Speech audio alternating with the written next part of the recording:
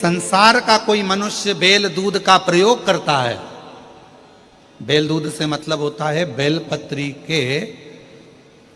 बेलपत्र के ये मध्य भाग जो होता है बेलपत्री की, जो नीचे की दो पत्तियां जो होती है, ये दो पत्तियां जो बेलपत्री की होती है, इस बेलपत्री की दोनों पत्तियों को शिवलिंग पर जब आप रखते हैं, शिवलिंग पर रखने के बाद में आपके हाथ में जो कटोरी में दूध है, वो दूध इन दोनों पत्तियों पर, ये पितरों के भाव से, पितृ पित्राणी के भाव से आप दोनों पत्तियों पर बेल दूध को अगर समर्पित कर रहे हैं, बेलपत्र समर्पित करने के बाद थोड़ी सी कटोरी में अगर गौमाता का दूध है और ये दोनों पत्तियों पर अगर आप अपने गोत्र से दूध चढ़ा रहे हैं, तो संसार में ऐसा कोई व्यक्ति नहीं है जिसके ऊपर पितृदोष लग जाए। पितृदोष समाप्त होकर ही रहता है।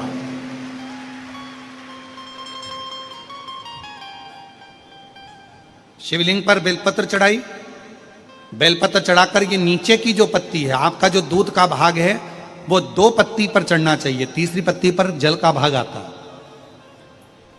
दो पत्ती पर आपका दूध का भाग रहे। और जब बेल दूध का प्रयोग आप करते हैं और दूध बाबा को 16 दिन श्राद्ध के अगर कोई कह दे कि आपके घर में पितृदोष है, ये दोष है, वो दोष है, सारे दोष आपके यहाँ लग गए हैं, और आपके यहाँ ये 4 लक्षण अगर पितृदोष के दिख रहे हैं जो पहले कथा में वर्णित किए, अगर ये लक्षण दिख रहे हैं तो श्राद्ध पक्ष के 16 दिन पहले दिन से आप चालू हो जाओ। बेलपत्री शिव जी को चढ़ाया, कटोरी में या चम्मच में 2 बूंद का भी अगर दूध लेकर गए हो, थोड़ा सा भी, बस 2 पत्ती पर आपने दूध समर्पित करा और 1 लोटा जल जो तीसरे नंबर की पत्ती है उस पर समर्पित करा। आपको 16 दिन करने के बाद आपको खुद अनुभव होगा 17वें और 18वें दिन से कि मेरे घर में ऐसा लग रहा है कि सब शांति है और कोई किसी से चिढ़कर बात नहीं कर रहा। लक्ष्मी की वृद्धि अपने आप होना प्रारंभ। देव अधिदेव महादेव ने बेल और दूध का जो प्रयोग है, उस प्रयोग का साधारण फल नहीं है, बहुत फल। और श्राद्ध पक्ष में मेरी जीजियों से निवेदन है, मेरी बेटियों से, मेरी माताओं से, अगर तुम्हारे घर में 25 साल तक भी औलाद नहीं हुई, 20 साल हो गए, 25 साल हो गए, 30 साल हो गए, 28 साल हो गए, 15 साल भी हो गए, 10 साल भी हो गए और संतान का सुख नहीं है, तो श्राद्ध पक्ष में प्रतिदिन अपना जो पानी का हंडा होता है, परिंडा होता है, क्या बोलते हैं हैदराबाद में, हमको उसको नहीं मालूम, जहां पर पीने का पानी भरते हैं, हंडा बोलते हैं, मटका बोलते हैं, बाल्टी पानी की या हंडा, मटका, गगरा, जो भी भर कर रखते हो रसोई घर के अंदर पीने का, उस पानी के भरे हुए हंडे के पास में पितरों का स्थान होता है। वो पितरों के स्थान के पास में कटोरी में थोड़ा सा दूध रखिए, एक बेलपत्र रखिए, और वो बेलपत्र और दूध को आप प्रतिदिन 16 दिन तक लगातार शिव जी को रोज रखो, रोज समर्पित करना प्रारंभ करो। बस बेलपत्र शिवलिंग के ऊपर और दूध जहां अशोक सुंदरी का स्थान है, आपको मालूम होगा, जरा ध्यान देंगे, ये शिवलिंग, ये जलाधारी, ये भगवान शंकर का शिवलिंग है, ये जलाधारी है, माता पार्वती जी का हस्त कमल, और सामने जो चरण है जहां से पानी बहता है, राइट भाग गणेश जी का, लेफ्ट भाग कार्तिकेय जी का, बीच में एक मोटी सी लाइन होती है जिसको अशोक सुंदरी कहा जाता है। शंकर भगवान की 6 बेटियां हैं। 6 बेटियों में शंकर जी के ऊपर जो कलश रखा होता है, उसमें से जो बूंद बूंद पानी गिरता है, वो कलश 5 बेटियों का स्थान होता है। जया, विषहरा, शामली बारी, दौतली और देव, ये शिव जी की 5 लड़कियां ऊपर, और एक बेटी अशोक सुंदरी। सामने जो मोटी सी लाइन होती है जहां से शिव जी पे चढ़ा हुआ पानी गिरता है, उसके बीच में जो लाइन होती है वो अशोक सुंदरी का स्थान है। तो जिसके यहां संतान का यदि सुख नहीं है तो 16 दिन एक प्रयास करें, तुम रुकेश्वर महादेव का नाम लेकर शंकर जी के ऊपर तो चढ़ाएं बेलपत्र, जो तुमने परिंडे के पास, हंडे के पास रात्रि को रखा है, 16 दिन के रोज एक बार रखो और रोज एक बार चढ़ाओ। रखा, वो दूध को अशोक सुंदरी के स्थान पर समर्पित करना है और बेलपत्र को शिवलिंग पर समर्पित करना है। 16 दिन कर देखिए, उसके 3 महीने के अंदर देवाधिदेव महादेव की कृपा से गर्भ जरूर ठहरेगा, शिव की कृपा जरूर, शंकर की करुणा जरूर, गर्भ अवश्य ठहरेगा। पर नाम स्मरण रखना है। कौन से महादेव? जम के बोलो जरा, तुम रुकेश्वर महादेव। फिर से बोलिए, तुम रुकेश्वर महादेव। तुम रुका जी कौन? जिन्होंने भगवान शंकर की अविरल भक्ति को, भगवान शिव की अविरल रचना को, भगवान शिव के मंत्र जाप को, शिव जी के स्मरण को, भगवान शंकर की अविरल कथा को निरंतर गाया। ब्राह्मण को भोजन नहीं करा पा रहे हैं, मान लो आप गौ माता को रोटी नहीं दे पा रहे हैं, स्वान को भोजन नहीं दे पा रहे, कौए को भोजन नहीं दे पा रहे हो, और मान लो गया ब्रह्म कपाली या कहीं पिंडदान नहीं कर पा रहे हो, तिलांजलि तर्पण नहीं कर पा रहे हो, तो एक काम जरूर करना, जल के पात्र में 2 बूंद गंगा जल डालना और वो गंगा जल शंकर को रोज 16 दिन तक चढ़ाइए, पितृदोष समाप्त हो जाए।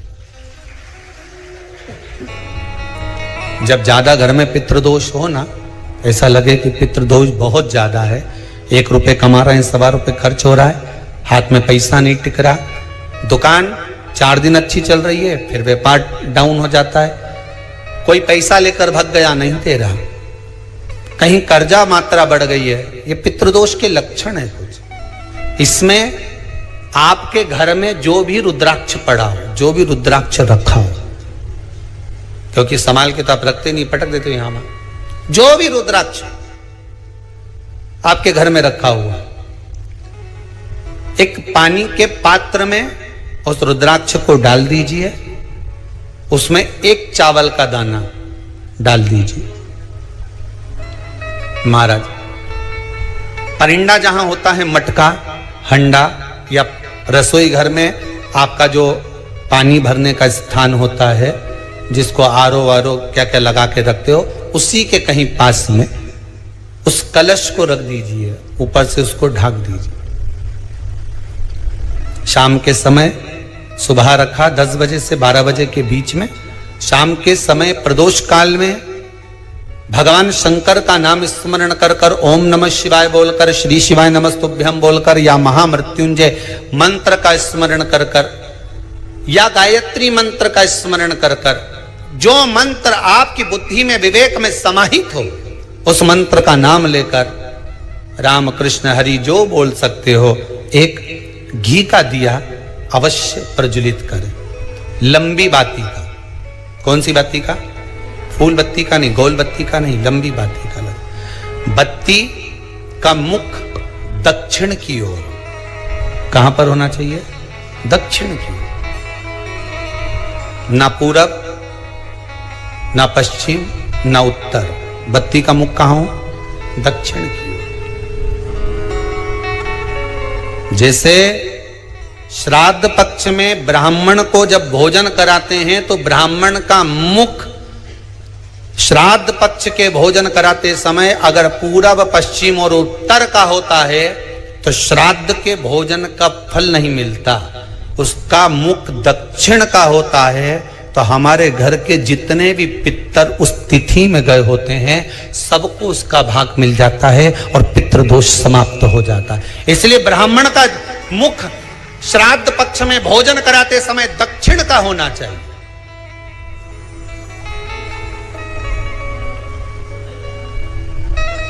ब्राह्मण का मुख दक्षिण का हो। कहता है महाराज, अगर गौ माता को श्राद्ध पक्ष में अगर भोजन दे रहे हो तो गाय का मुख अगर दक्षिण का है, गाय का, आपका मुख भले उत्तर का हो, गाय का मुख दक्षिण का हो, आपका मुख भले पूरा पश्चिम कहीं का, गाय का मुख अगर दक्षिण में है, अगर आपने दक्षिण में गाय को खड़ी कर रखा है और दक्षिण में उसका मुख और आप भोजन दे रहे हो तो शास्त्र कहता है कि किसी पिंड की जरूरत नहीं पड़ती, गाय स्वतः कल्याण कर देती है, गौ माता स्वतः कल्याण कर। दक्षिण मुखी हो तो दिए की जो बाती का मुख कहां होना चाहिए? दक्षिण का। और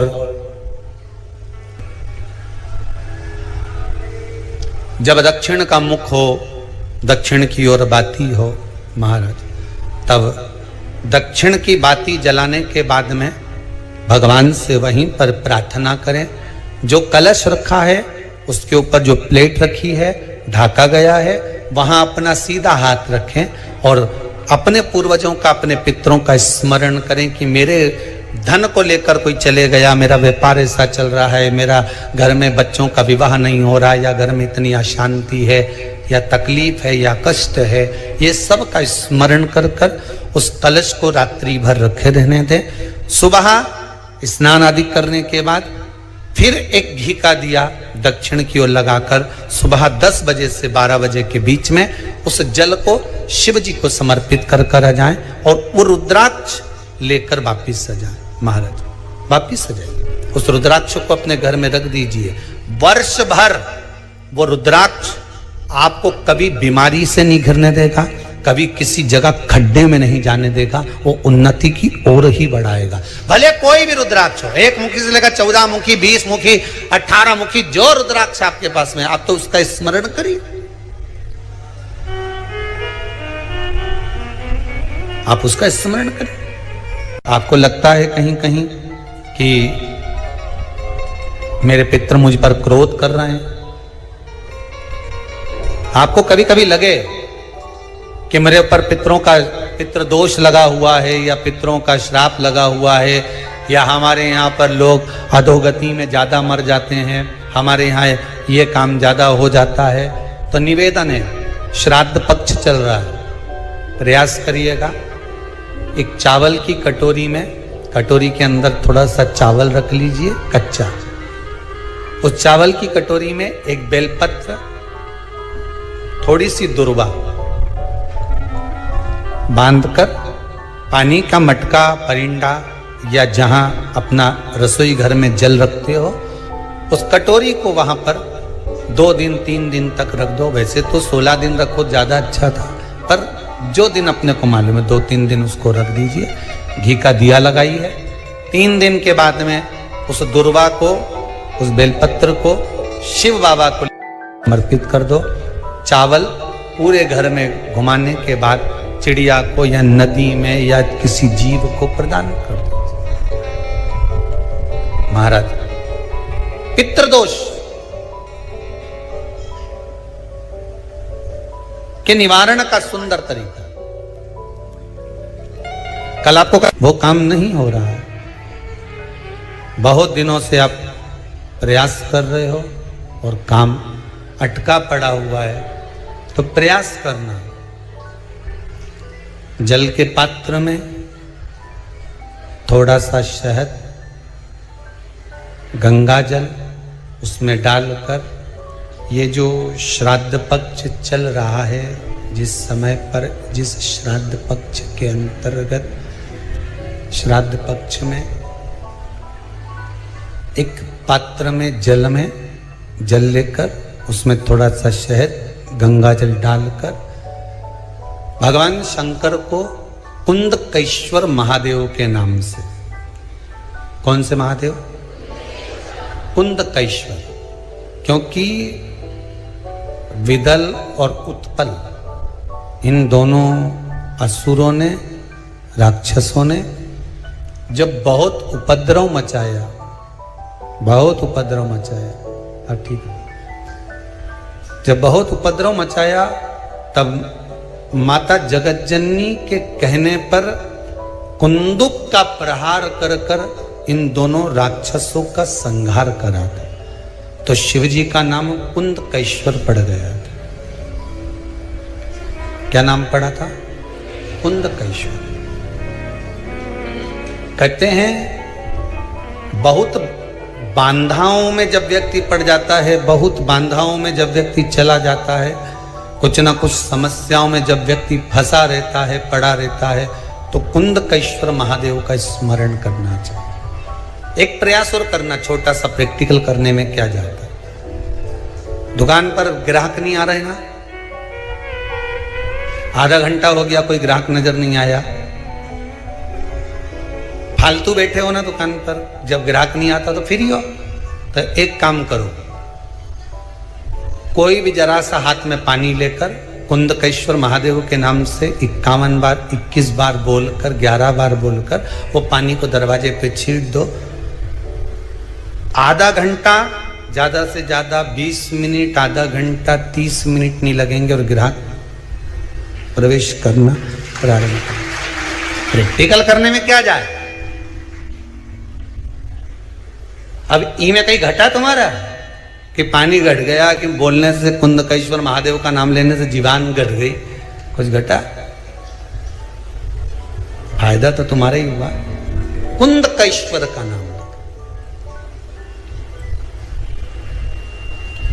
कोई काम अटक रहा है, शहद जल के पात्र में डालिए और थोड़ा सा गंगा जल डालकर इसी श्राद्ध पक्ष में किसी भी दिन जब तुम्हारा मन पड़े तब शंकर जी को समर्पित कर करो। पर साथ में 1 लोटा पानी, 1 कलश जल का अलग से लेकर जाओ। जब शहद का जल शंकर जी को समर्पित कर दो, उसके बाद सादा जल शंकर जी को अवश्य समर्पित करके। शहद का जल बांधाओं को हर लेता है, बांधा को हरता है।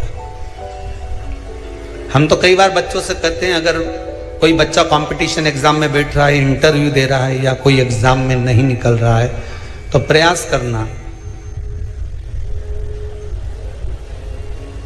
बेलपत्री का जो बीच वाला पत्ता होता है, इस पत्ते पर शहद लगाकर हथेली में रखकर अंगूठे से इसको इस तरह से दबाकर शिव जी के कुंदकेश्वर महादेव का नाम लेकर अपनी मनोकामना कर कर शंकर भगवान का जो शिवलिंग है उस शिवलिंग पर इस बेलपत्री के पत्ते को चिपकाकर आ जा और एग्जाम देने जा।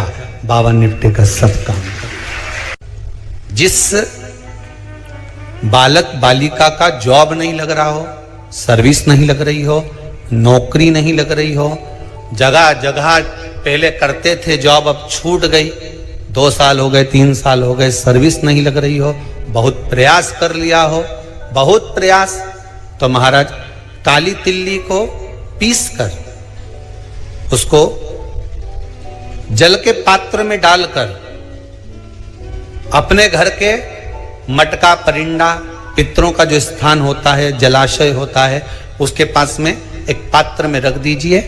बेलपत्री या बट का पेड़ या पीपल का पेड़, इस वृक्ष के नीचे 1 रात्रि तक रखे रहने के बाद में दूसरे दिन अपनी कामना करकर, जिनका जॉब नहीं लग रहा, सर्विस नहीं लग रही, नौकरी नहीं लग रही या कहीं उलझने उत्पन्न हो रही है, उस व्यक्ति को हाथ में ले जाकर उस पात्र का जल, 3 वृक्ष पितरों के तुल्य हैं। कल की कथा में कहा था, पहला बेलपत्री का, दूसरा पीपल का, तीसरा बट का, ये 3 पितरों के तुल्य हैं। इन 3 में से किसी भी वृक्ष के नीचे उस काली तिल के जल को समर्पित कर दीजिए। महाराज बाबा चाहेगा, भोलेनाथ जी चाहेगा तो 3 महीने में कहीं ना कहीं योग बना ही देगा, ये पक्का। बाबा पर विश्वास रखो, शंकर भगवान पर भरोसा विश्वास रखकर आप कार्य करेंगे, क्यों ना हो।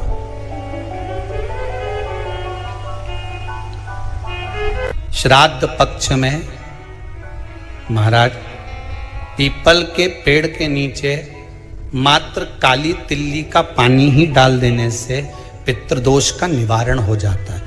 किसी लड़के की, लड़की की विवाह शादी नहीं हो रहा हो, मंगल विवाह नहीं हो रहा हो, पानी के लोटे में थोड़ा सा काला तिल डालकर श्राद्ध पक्ष में पीपल के पेड़ के नीचे चढ़वा दीजिए। महाराज पितरों की शांति होती है, घर में मंगल कार्य होता है, मंगल कार्य हो जाता है, पितृदोष का निवारण होता है। बहुत रोग घिर गया, ऐसा लग रहा है कि बहुत बड़ी बीमारी शरीर में आ गई है, वो मिट नहीं रही, बीमारी बहुत बड़ी है, नहीं जा रही, सरसों का फूल भगवान शंकर को चढ़ाना प्रारंभ कर दो। सरसों तो आप अपने घर के अंदर भी बो सकते हो, उसमें पीला फूल ही जाता है, शिव जी को चढ़ाना चालू कर दो, बीमारी समाप्त होना प्रारंभ। शिव को समर्पित किया गया एक एक भाग, एक एक भाग। महाराज लगे ऐसा कि घर में शांति नहीं है, सुख लक्ष्मी तो है, परिवार भी छोटा है पर शांति नहीं। जब देखो जब किसी ना किसी का मुंह चलता रहे, क्रोध में बोलते रहें, शब्दों के तीर चलते रहें, शांति नहीं है। प्रयास करिए श्राद्ध पक्ष में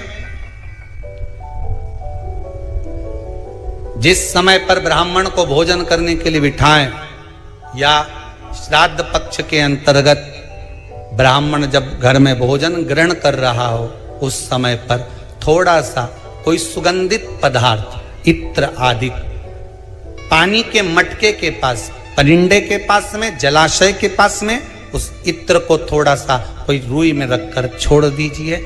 घर में कभी क्लेश नहीं हो सकता, शांत का माहौल हो जाए। पितृपक्ष में किया जाए, पितृपक्ष। और एक बात और अच्छे से ध्यान रखिएगा, आप ब्राह्मण को भोजन कराएं ना कराएं, आपने धूप छोड़ी ना छोड़ी वो पता नहीं, गाय को रोटी दी ना दी, स्वान को भोजन दिया ना दिया, कौवे को भोजन दिया ना दिया, चलेगा। पर जिस दिन अमावस्या के दिन पितृपक्ष समाप्त हो उस दिन प्रदोष काल में, प्रदोष के समय पर, प्रदोष काल में शाम के समय पर जाकर किसी भी नदी, तालाब, बावड़ी, कुआं, कहीं ना कहीं जो आपके पास में हो वहां पर एक घी का दिया, बत्ती का मुंह दक्षिण की ओर कर कर अवश्य जला कर जाना। सारे पितृदोष समाप्त हो जाएगा, सारा पितृदोष समाप्त। अमावस्या के दिन किसी भी जलाशय के पास में, नदी, तालाब, बावड़ी, कुआं, जो आपके शहर में, आपके गांव में, आपके नगर में हो वहां जाकर लगा दे। अगर नदी, तालाब, बावड़ी, कुआं नहीं है तो पीपल का वृक्ष हो या बेलपत्री का वृक्ष हो या बट का वृक्ष हो, उसके नीचे लगा दो प्रदोष काल में। पर अमावस्या के दिन लगाएं जरूर। क्यों? क्योंकि अमावस्या 16 दिन तक पितृ मृत्यु लोक में आने के बाद में भोजन ग्रहण करते हैं। अमावस्या के दिन पितृ शाम के समय प्रदोष काल में शंकर भगवान का नाम जाप कर कर नदी, तालाब, बावड़ी पर पानी पीने जाते हैं। वहां से जल का आचमन कर कर पितृ अपने लोक को चले जाते हैं प्रदोष काल के समय पर। इसलिए प्रदोष काल में जलाशय के पास में, बावड़ी, कुआं, नदी, तालाब के किनारे पर दिया लगाया जाता है दक्षिण की ओर मुख कर कर बत्ती का। तो पितृ आशीर्वाद देते हुए जाते हैं कि फलो फूलो, आगे बढ़ो, उन्नति करो, तरक्की करो। ये पितरों का आशीर्वाद रहता है, पितरों का वर रहता है। आप देंगे उसको मिलेगा, कुछ करा ना करा। फिर अमावस्या के दिन, जिस दिन पितृपक्ष समाप्त हो उस दिन दिया दक्षिण की ओर बाती का मुख कर कर लगा। महाराज ने बताया पितृ पक्ष के उपाय। अगर पितृपक्ष में अगर आपके घर में पितृदोष है, पितृ शांत नहीं मतलब है, या बहुत से कष्ट आ रहे हैं, तो जितना भी उपाय गुरुजी ने पितृदोष का बताया है तो आप लोग पितृपक्ष में कर सकते हैं। एक प्रैक्टिकल करने में क्या जाता है तो आप लोग एक बार जरूर करके देखिएगा, कितना बड़ा से बड़ा पितृदोष होगा वो जरूर समाप्त हो जाएगा। एक बार भरोसा महादेव पर करके अपने पितरों के लिए आप लोग जरूर करिएगा। इस पितृपक्ष जो कि 7 सितंबर से शुरू होकर 21 सितंबर को समाप्त हो रहा है। 21 सितंबर को अमावस्या है, जैसे कि गुरुजी ने बताया। अमावस्या के दिन एक लंबी बाती घी का दीपक आपको किसी नदी, तालाब, बावड़ी के नीचे जाके जला देना है। दक्षिण की तरफ मुख होना चाहिए बाती का, क्योंकि अमावस के दिन जब शाम को प्रदोष काल में पितृ अब धरती लोक से जाते हैं, तब वो अपने बहुत ही अगर प्रसन्न होते हैं, अगर आप दीपक जलाते हैं, आशीर्वाद प्रदान करते हैं, तो आप लोग इन उपायों को जरूर करिएगा। दोस्तों वीडियो अच्छा लगा हो तो वीडियो को लाइक, कमेंट, शेयर कर दीजिएगा। चैनल पर नए हैं चैनल को सब्सक्राइब जरूर कर लीजिएगा। आप लोग गुरुजी द्वारा दी गई जानकारी आप लोगों को अच्छी लगी है तो आप लोग कमेंट में जरूर बताइएगा। और जैसे कि हमने कहा वीडियो को शेयर जरूर करिए, क्योंकि ये उपाय और सभी लोगों तक जरूर पहुंचे और सभी लोग अपने घर के पितरों को शांत करने के लिए, पितृदोष को दूर करने के लिए इस उपाय को कर सकें। हर हर महादेव, श्री शिवाय नमस्तुभ्यम। मिलते हैं नेक्स्ट वीडियो में नए उपाय के साथ, तब तक के लिए श्री शिवाय नमस्तुभ्यम।